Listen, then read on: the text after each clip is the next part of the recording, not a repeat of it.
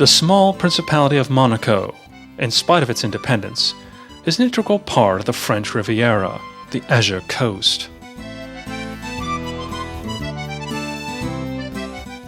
It has no border station, own currency, or language. Its territory is only 1.5 square kilometers. Its population is approximately 30,000, but of this, only about 40,000 are natives. Many people obtain citizenship, buy a flat, and form a company here, as the small state is a tax haven. The wealth and luxury that characterize this country are partly due to this. The new global aristocracy, the millionaire playboys, ship magnates, rich sportsmen, and world stars have always liked to visit here as much as exiled rulers and now impoverished old-style aristocrats. Besides the favorable financial investment possibilities, there are other attractions like the legendary casino and the colorful programs, from the Formula One race to the circus festival, and especially Monaco's atmosphere and elegance. These attract here the more than 2 million tourists every year, because who would not like to spend a holiday and look around at such a place where any time you can accidentally meet either a pop music idol or a Hollywood star?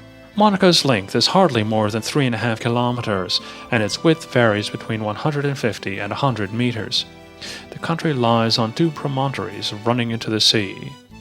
On one lies the 800-meter-long Monaco, and on the other, the considerably smaller Monte Carlo. The harbor of Condamine has been built between these two.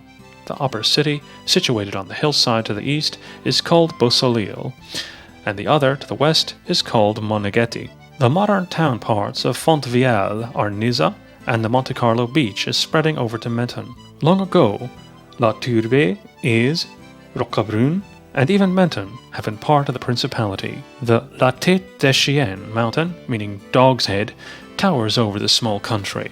The casino that made Monaco world famous was opened in the middle of the 1800s. Princess Caroline, the wife of Florestan I, helped its birth. The woman was fond of the game of chances, often was guest in the casino in Germany. Her own experiences gave her the idea that the really huge money is gained by the casino owners themselves.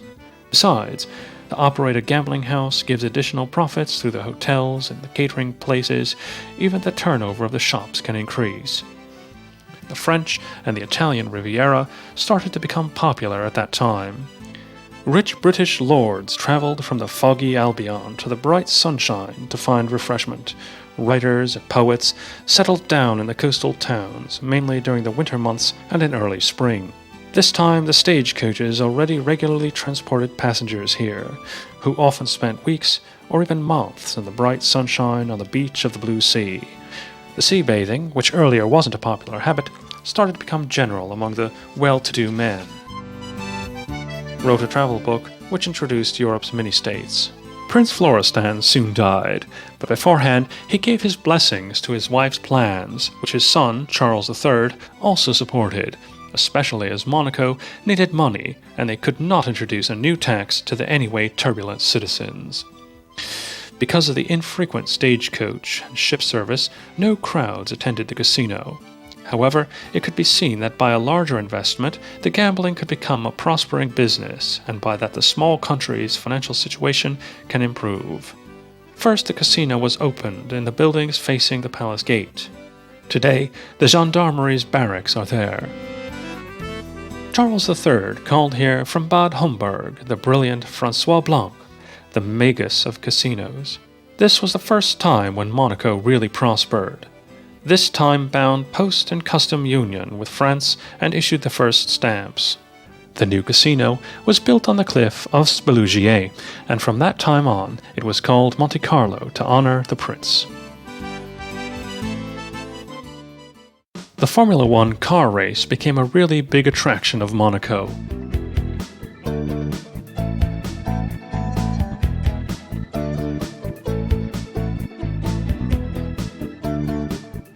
During its more than 75-year past, there were supporters and opponents, but surely, without this race heat, the speed circus wouldn't be as popular as it is. During the timekeeping trainings and the heats, the audience are crowded in the windows and on the balconies. Those rooms, the hotels from which the race can be followed, are booked even a year ahead. Many people let their balconies and windows for thousands of dollars for these days. In the Formula One, this is the only path which hasn't been constructed for the race purposes, sterilized and closed from the world. Here, a living, pulsating town is formed for the race purposes, but during the everydays, we ourselves can also drive along the way where the famous pilots do. Maybe this fact and the dangerous nature of the path make the Monaco race so popular among the fans. The path is full with hairpin bends and tunnels. Some parts are steeply rising, sometimes very tight, and the dangerous tracing gives hard tasks to the racers. The path is 3.2 kilometers long, and the pilots have to run 100 circles. Many, mainly those who have suffered accident or had to give up the race, made the statement that Monaco's streets are not suitable for such a race. However, the scientific and well-practiced pilots and the crowds of fans enjoy the special circumstances. The Principality has important financial and prestige interests to hold as many huge events as possible. It's not accidental that more and more sports events, football, boxing and tennis games, and motorboat world championships are organized, as these keep the interest and secure good media for the small country, which main income is from the tourism.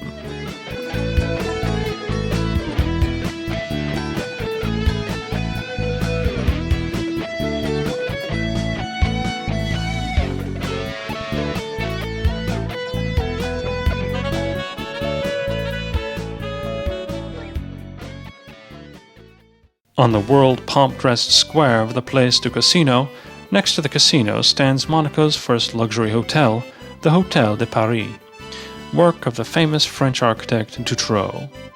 Several world-famous people stayed here, like Winston Churchill, who spent the most time here before he bought his own villa in Menton. The terrace on the other side of the square also belongs to this hotel. From the casino, we can walk along the coast path to the harbor of Condamine. There are luxury shops, bazaars along the way. Here stands the theater named after Grace Princess. Its architectural solutions well represent natural features of the room-limited Monte Carlo. The terraced building fades into the cliff which vertically falls into the sea. Its terraces are beautifully gardened lookout points and are connected by elevators. Garnier III named the lower part of the avenue about John F. Kennedy, whom he appreciated a lot. The road reaches the harbor closely to the Saint Devote Chapel. The casino building also includes a theater and has been planned in 1862 by Garnier, the brilliant architect of the French Big Opera.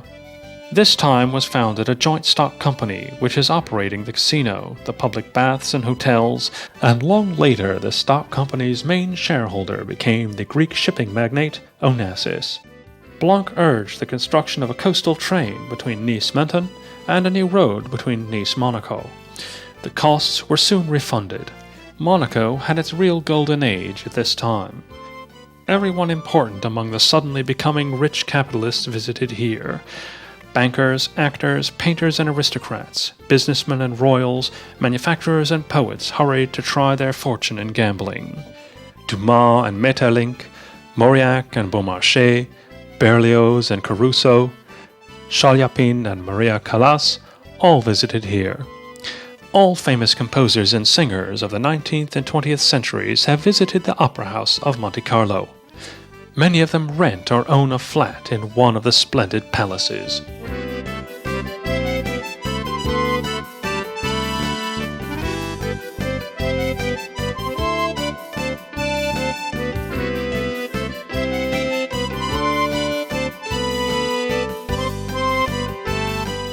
Monaco originally meant the old town built on the long promontory where the prince's palace is in the center. One of the world's most significant sea museums is the Oceanographic Museum of Monaco. It's a huge building with several floors, standing since 1910 on the top of the cliff of the old town.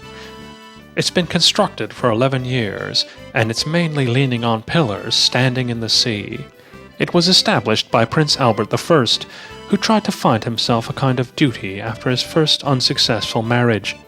He worked together with Professor Milne Edwards, the most famous representative of the newly formed branch of science.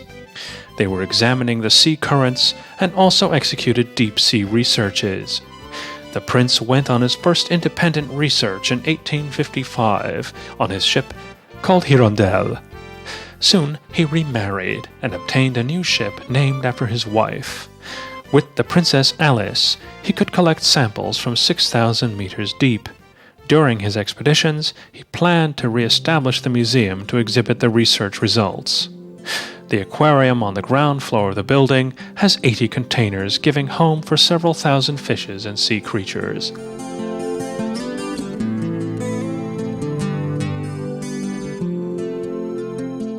Here can be seen the unique deep-sea fish specimen Grimaldictis profundissimus, which the prince discovered at a depth of 6,035 meters and named after his family.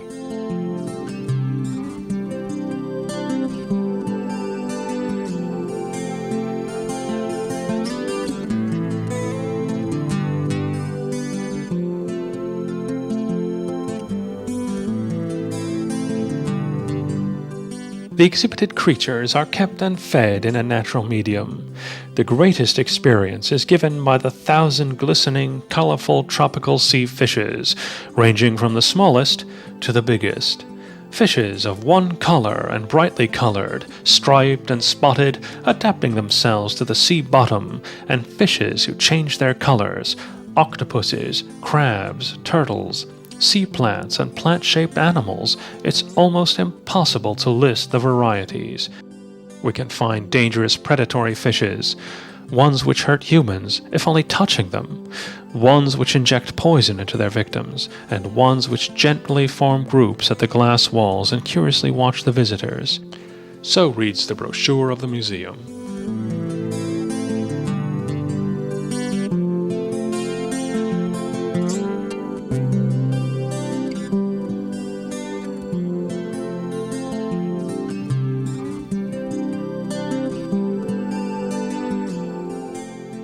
There's also scientific work ongoing at the aquarium. The researchers investigate the habits, reproduction, and lifestyle of the fishes. The creatures can be divided into two big groups according to their places: the tropical coral reefs and the creatures of the Mediterranean Sea. On the screen of the micro-aquarium, even the visitors can see the planktons and other microscopic sea creatures.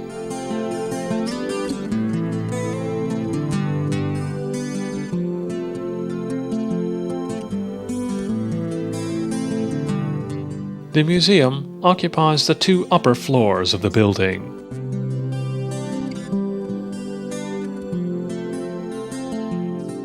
The film shown here was made during the expeditions financed by the museum.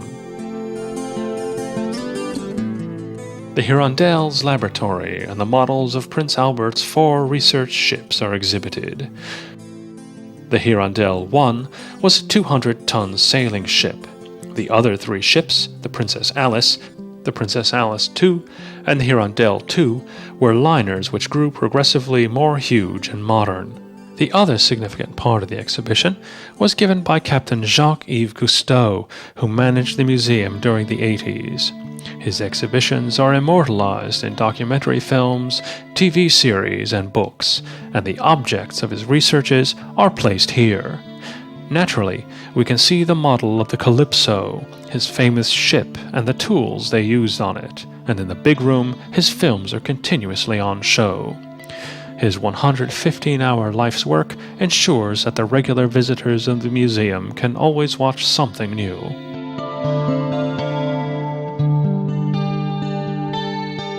The only hobby of the young sailor Jacques Cousteau was film shooting. Cousteau had brilliant technical affinity. He started to deal with the idea of underwater film shooting around 1940. In order to be able to make longer films, he invented the compressed air diver's set, which he carried out in 1942 together with the engineer Émile Gagnan. The divers still use breathing sets of such a construction. Close to the end of the war, with his camera and equipments, he helped the Navy to find the mines in French waters.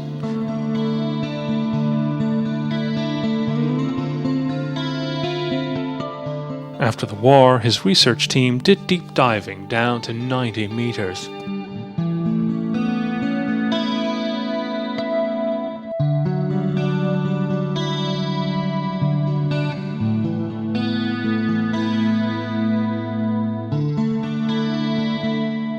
The JB-26 minesweeper was built in 1942 in Seattle, Washington. An entrepreneur bought it 4 years after the war and used it as a ferry boat between Malta and the island of Gozo. He named it Calypso after the nymph who seduced Odysseus. With the help of a generous patron, Cousteau managed to buy the overfatigued ferry boat, which has spent a year and had been totally reshaped in a shipbuilding garage in Antibes. A new stand has been assembled above the commanding bridge. On a stem, a downturning platform has been constructed to help the divers get into the water. To the prow of the ship, directly under the waterline, a steel glass watching cabin has been mounted. Naturally, also comfortable sleeping cabins and a laboratory have also been formed on the deck of the former minesweeper. Later, adjusting to the experiences of the expeditions, the Calypso was renewed from time to time. In 1972, for instance, a helicopter was moved onto its deck.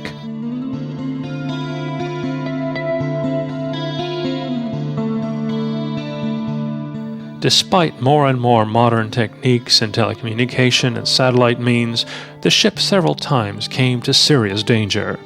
Cyclones attacked them at the Philippine Islands. A huge ice covered the ship on the Antarctic that even its stability became risky. They ran aground at the Galapagos Islands, hit a sandbank on the Mississippi, and during the war between Israel and Egypt they almost got torpedoed on the Suez Canal. However, the Calypso and its crew faced all dangers. They did their undertaken work, searched the 7 seas, and reported in films and books all that they have found.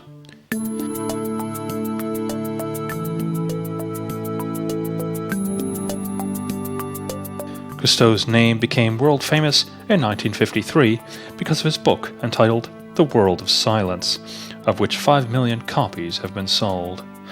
The film based on the book won the main prize of the Cannes Film Festival in 1956. In addition, it was also awarded Emmy and Oscar prizes.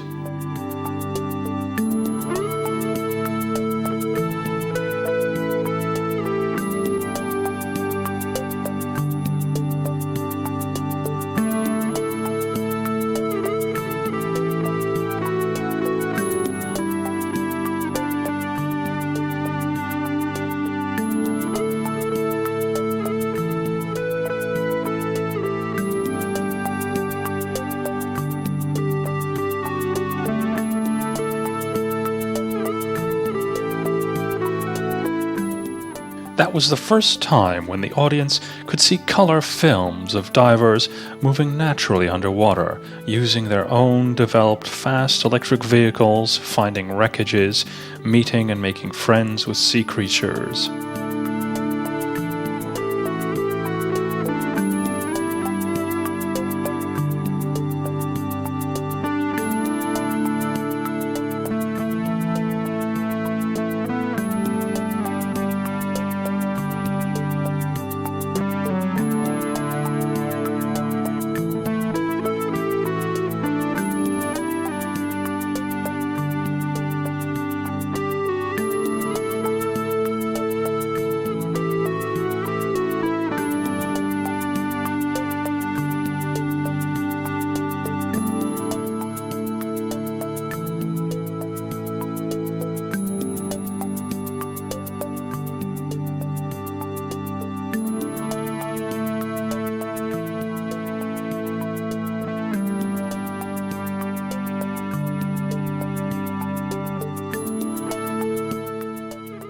One of the stars of the film was a saw perch who, like a curious and faithful dog, joined the group during the film shooting. The divers christened it Ulysses.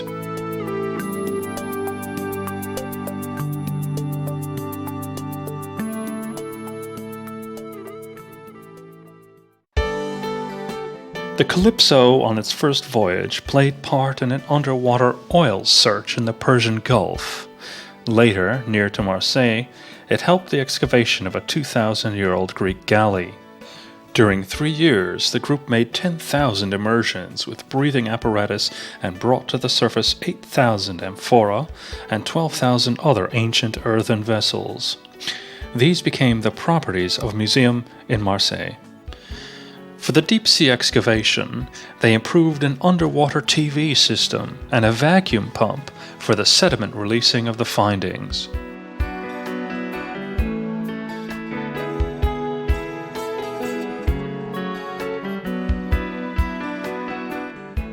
In 1956, the Calypso got new equipment. The 2-person deep-sea research ship is also the captain's invention.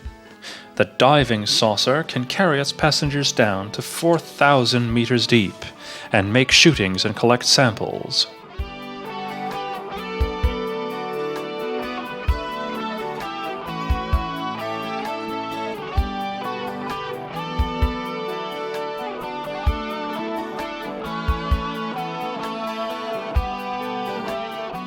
Getting enthusiastic about the submarine's successes, they tried to research the possibilities of staying underwater longer. The crew of the research team spent 1 month on the underwater living base, established first 20, later 50 meters deep. The film Sunless World, introducing this habitat, brought the 3rd Oscar prize to Captain Cousteau. The next experiment was about a base in 100 meters depth.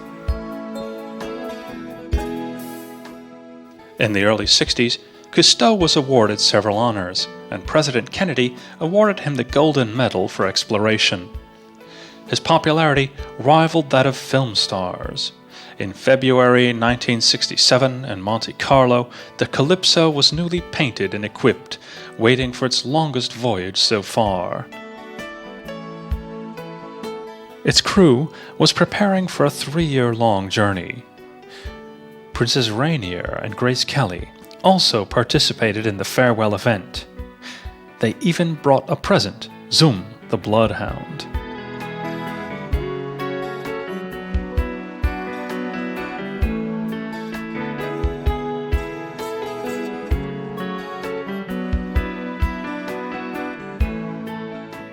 Afterwards, the legendary journey began, and millions could see the great discoveries. And the great adventure lasted for decades. The films Odyssey and Rivers of the Huge Earth followed, and later the 46-part Rediscovering the World. During his long life, Cousteau made 70 films and was the writer or co-writer of 60 books. Among others, together with Frédéric Dumas, he wrote The World of Silence, with Philippe Diolet, Our Water Friends, and Treasure Hunting in the Deep Sea. Also, many wrote about him. He's the hero of the adventure novel titled The Secret of the Greek Galley and Secrets of Calypso. After his death, animation series were made about him in France. He took over as director of the Oceanographic Museum of Monaco in 1957, and he had a rented flat in the downtown. For his 75th birthday, a worldwide celebration was organized for him in Monaco. Many rulers and ministers, as well as world-famous artists, attended. Jack Lemmon was the master of ceremonies. The captain's older son died in a helicopter accident during one of the expeditions. His beloved wife, who has always traveled with him, died in 1990. He was gone in 1997, but the films of his scientific work and his books are preserved in the museum and stay with us.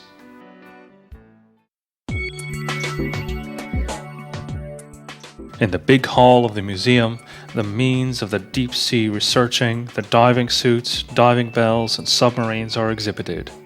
We can see heavy diving suits made of copper and wooden life-sustaining apparatus in which the air was pumped by hand. Cousteau's and Albert Falco's diving suits are also exhibited.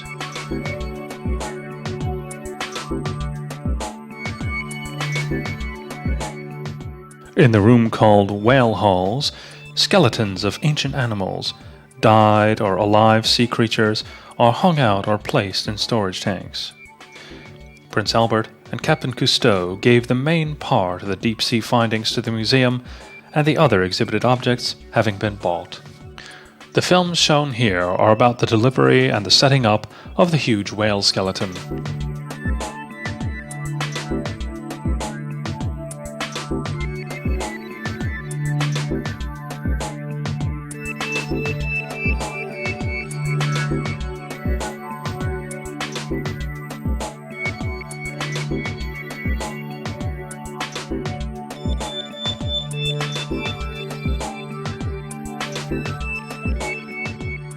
The skeletons of the already died-out animals are especially interesting because without these findings, we would never know about their former existence.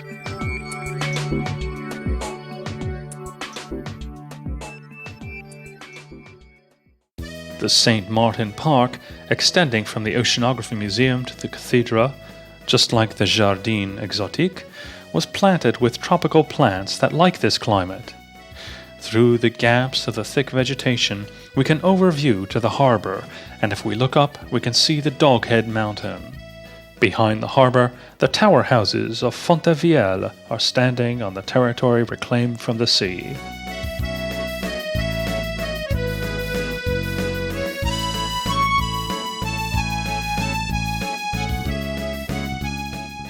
The statue of Prince Albert, standing in the park, was made by François Garnier in 1951.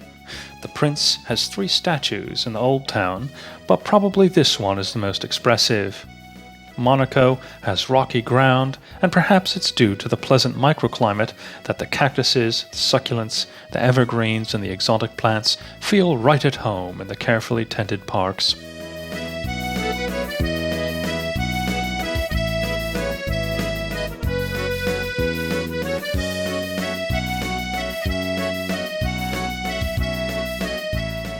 The Cathedral of Monaco was set up at the end of the 19th century on the former place of a 13th century church.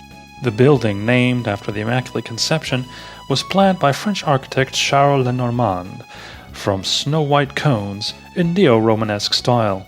Already Prince Charles II requested that Monaco be declared as an independent bishopric. As at that time even the independence of the small state was in question, the decision did not happen. So the French and the Italian church influence wrestled each other through the decades, until in 1887 the Pope decided about the independent bishopric. Probably the cathedral built in the meantime also helped the decision. Under the marble flooring of the church rest the members of the royal family: Charles, after whom Monte Carlo was named, the scientist Albert, the tragic Grace Kelly, and since 2005, also Rainier III. On their tombs, the flowers are everlasting. In the interior of the church, several relics and works of art are placed. These originate from other former church buildings, just like the white marble decoration of the main altar and the organ. The work, titled Fra Angelico of Provence, originates from the 15th century, just like the 18-part altar picture showing St. Nicholas. The Spanish Renaissance altar and Louis Braille's Pieta in the Holiness Chapel are extremely valuable.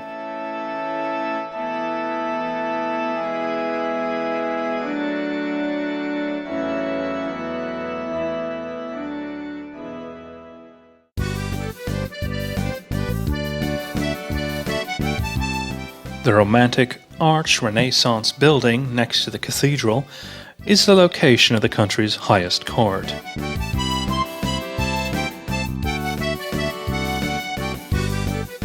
From the park next to the cathedral, we can have an overview to the harbour. 4 anchoring places have been created to help the shipping traffic that considerably increased during the 20th century. La Condamine's huge harbour is called Port Hercule. To the west, we can find the Cap d'Aille and Fontvieille, and to the east, Lavato harbours. Due to the liberal taxation laws, a lot of people register their luxury yachts here and also keep them here during the year. Those who like ships could never find a better place for looking around. All kinds of sailing and motor-driven water vehicles can be found here. The name of the Grimaldi family first appeared in the history of the French coast in the 13th century. Otto Canella's ancestors were sailors. He played an important role in the Republic of Genoa. In 1133, he was elected as consul of the city. His son, Grimaldi Canella, inherited this title from him, and he is given the family's new name. Genoa built 2 fortresses this time on the territory of present Monaco. The foundation stone of the one standing on the place of the prince's palace was laid down on June 10, 1215. The opinions differ on how the trade family has obtained their riches. Their actions seem to prove the saying that the second million can be earned in an honest way. It's sure that the more and more well-to-do politicians got involved into the inner conflicts between the Empire of Genoa and the Pontificate, and as a result, Rainier I finally had to escape. The family of Italian origin had several relatives living in southern France, so they settled in Provence, but they were preparing themselves for the return and revenge. They reshaped their trade ships into battleships, and actually they attacked the Genoese trade ships and caravans like pirates. In January 1297, the Franciscan order monks singing psalms have asked for entrance to Monaco's fortress. The unsuspecting garrison opened the gates, and the cunning Francesco Grimaldi occupied the fortress, actually without facing any resistance. Since then, the cowl-wearing monks have been keeping the royal family's red-white blazon. The coming 100 years were punctuated by skirmishing between Genoa and the Grimaldis. The family used force, money, and supporters to keep possession, and finally they managed to do it several times. Rainier Grimaldi became admiral of the French Navy. His son Charles could many times call himself legal proprietor of the small state, but this didn't last long. The famous Genoese doge, Simone Boccanegra, about whom later Verdi wrote an opera, annexed the territory. 40 years later, French King Louis II's widow and province's viceroy gave the Grimaldis back their rights.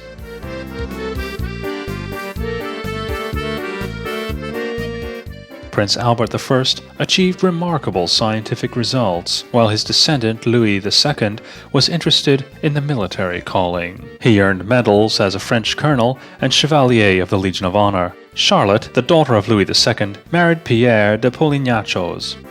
They had 2 children, Antoinette and her brother Rainier, who from 1949 followed his grandfather on the throne. His ancestors' characteristics were typical for him. He was both a sportsman and a businessman. During his university years, he played boxing and tennis. Alfred Hitchcock, the great crime master in 1955, shot his film To Catch a Thief in Monaco, starring the already Oscar Prize-winning actors Grace Kelly and Cary Grant, supposedly partners at that time. The details aren't known, but 1 year later the luxurious wedding of the fiancé wasn't to the handsome actor, but to Prince Rainier. After this, the beautiful blonde actress retired from acting and undertook only documentaries, popularizing Monaco. The ducal couple had 3 children, Albert, Caroline, and Stephanie.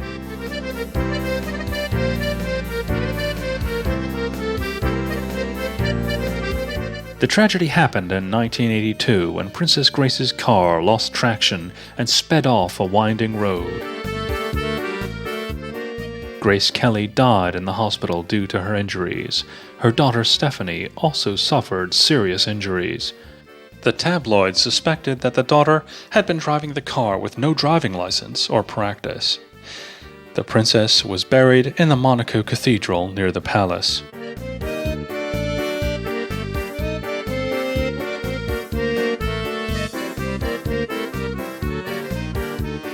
A relief and a table remind us of the accident along the way to Nice.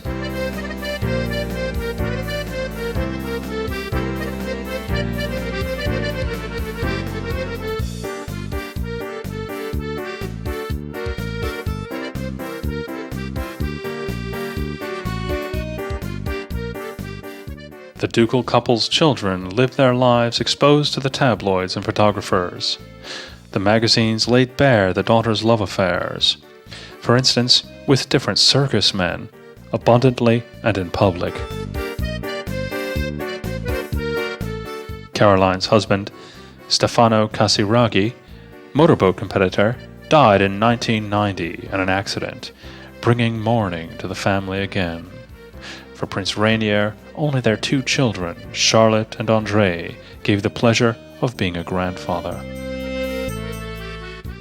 The Principality can say thank you for the casino to Charles III, for the Oceanography Museum to Albert I, for the Formula One race to Louis II, and for the Circus Festival to Rainier III. Princess Grace is commemorated by the theatre that bears her name. The prince has not remarried and could not forget his great love during all his life. He died at an advanced age in 2005, in the same week as Pope John Paul II.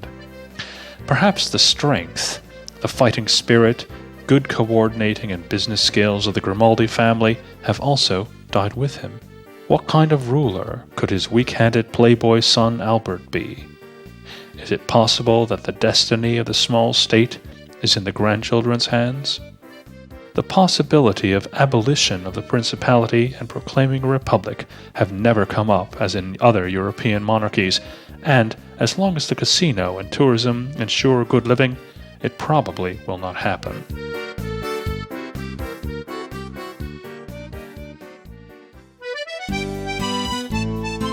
All the roads lead to the square in front of the palace, where there is a changing of the guard each day at noon.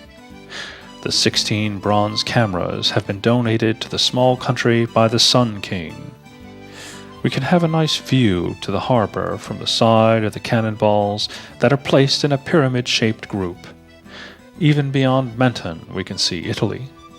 After several transformations, the palace took its current shape in the time of Louis II. The decorative stairs, the inner yard, and the main entrance have also been constructed in that time.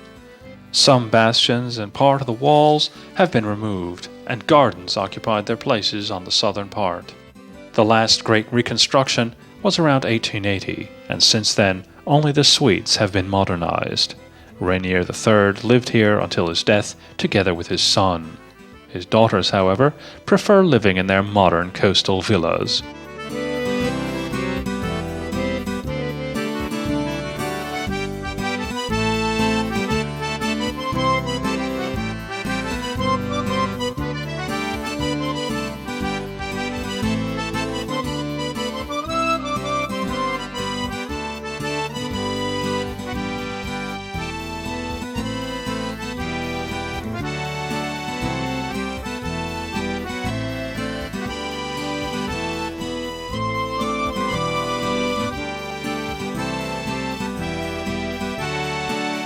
At the corner of the Place du Palais stands a work of Constant Roux, the allegoric statue of science excavating the ocean's secrets.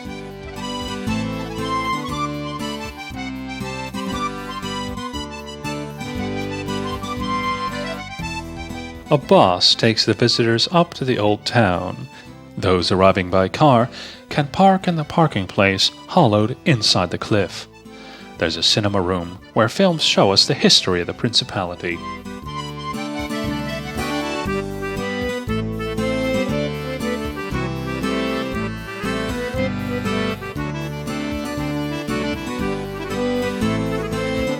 The Vieille Villa makes a good conquest not by its sights or grandiose dimension, but its intimate mood.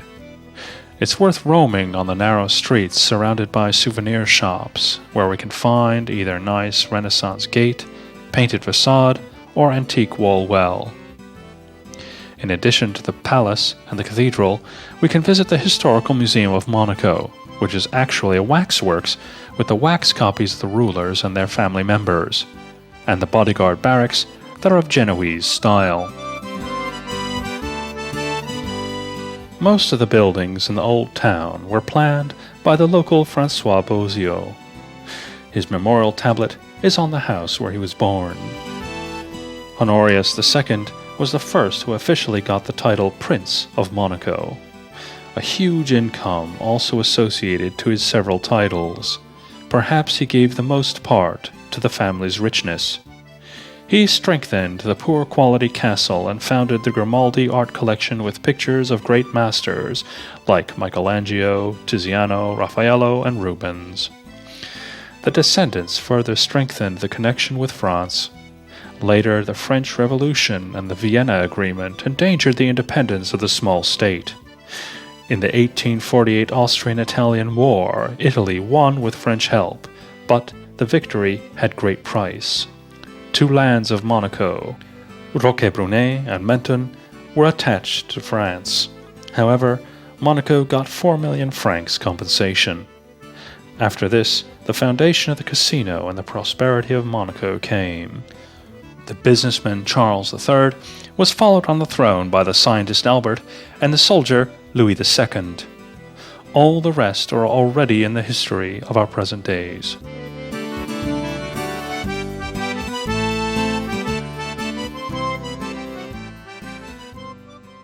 The La Condamine part of the city is located in an amphitheater-like valley between the mountains of Tête de Chien and Mount Agel.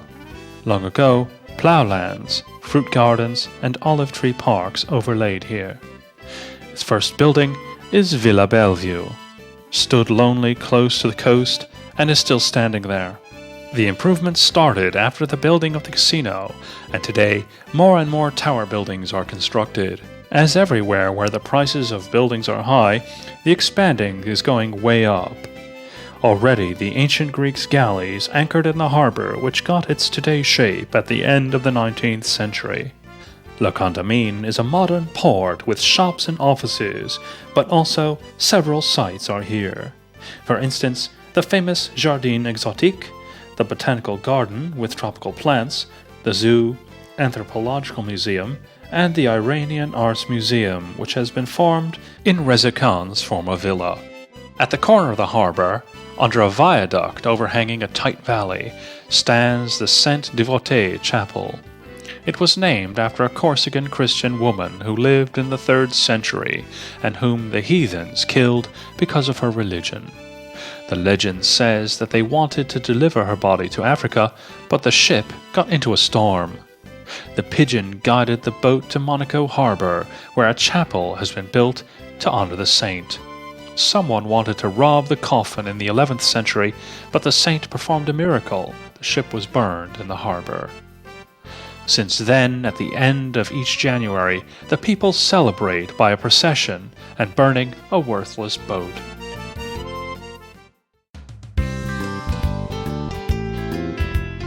There's a stone forming a race car in the roundabout in front of the chapel.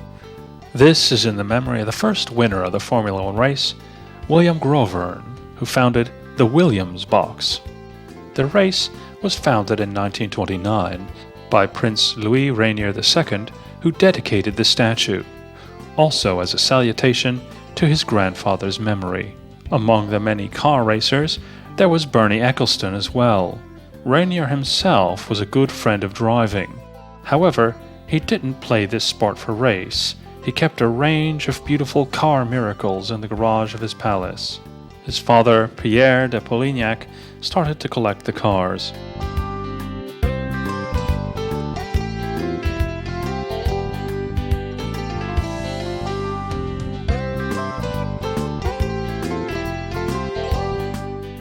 The statue of Belgian Prince Albert is also a sample to show that rulers and aristocrats who have been exiled or grew poor gladly came and settled in the principality.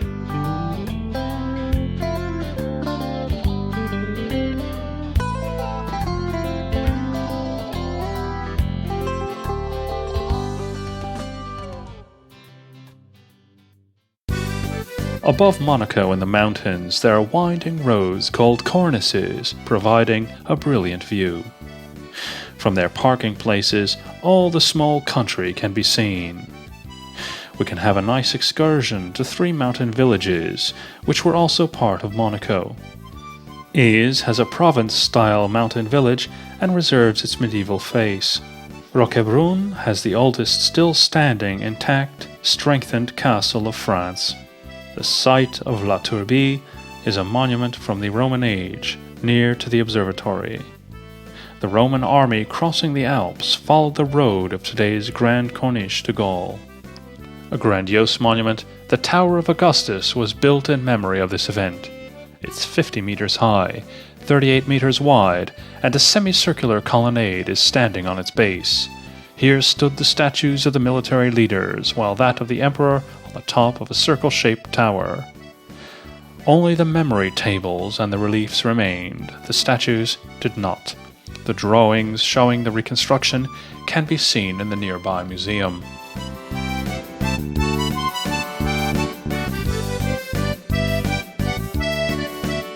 The market in La Turbie gives a real southern French feeling. Lovely vegetables, bright violet aubergines, zucchinis, snow-white asparaguses, and deep green artichokes.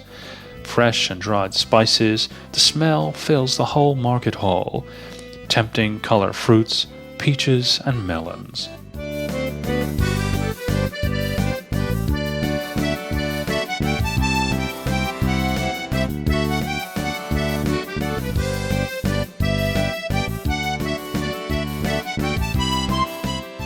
At the butcher's, nicely chopped prepared goods await the gourmet French and Monaco people.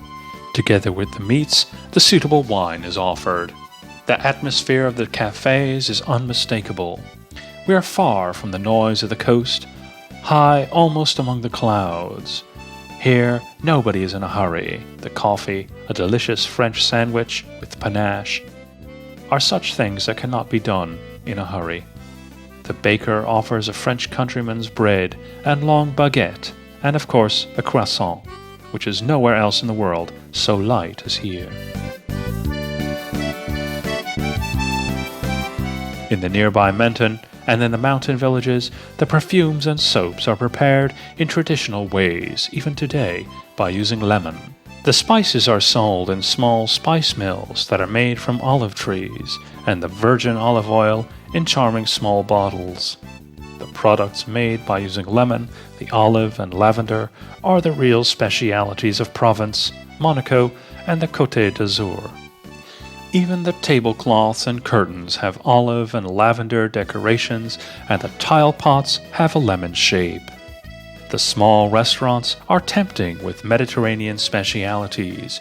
Pizza is rather popular here as well, but the French are fond of the soups, the onion, fish, or tomato soups. After that can come, for instance, a chicken in a sauce made of local white wine, or a rosemary lamb steak. When the weather is very hot, the grilled fish or crabs are popular with a fresh baguette and a colorful salad. The light lunch is ready. After that, a glass of local wine gives pleasure, but only if we keep the limit, because we have to drive down along a steep road full of hairpin bends and with several marvelous sights. To the east, the mellowed old Menton, beyond that the Italian Riviera. To the west, the high-life Nice, the festival town, Cannes, and the fashionable Saint-Tropez.